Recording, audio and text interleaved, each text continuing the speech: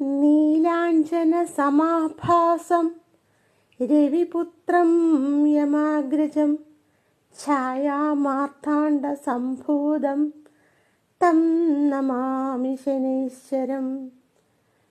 നവഗ്രഹങ്ങളിൽ നമ്മൾ ഏറ്റവും അധികം ഭയപ്പെടുന്ന ഗ്രഹമാണ് ശനി.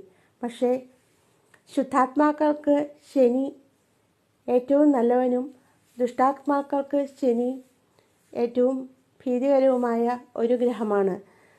നീതിയുടെയും കർമ്മത്തിൻ്റെയും ധർമ്മത്തിൻ്റെയും ന്യായത്തിൻ്റെയും അധിപനാണ് ശനി. അതുകൊണ്ട് ശുദ്ധാത്മാക്കൾ ഒരിക്കലും ശനി ഭഗവാനെ ഭയപ്പെടേണ്ട കാര്യമില്ല. നമ്മൾ ആരെയും ദ്രോഹിക്കാതിരിക്കുക.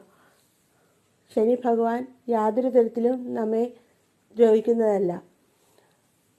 മാത്രമല്ല, നന്മ ചെയ്യുന്നവർക്ക് നല്ല ഫലവും ശനി തരുന്നതായിരിക്കും.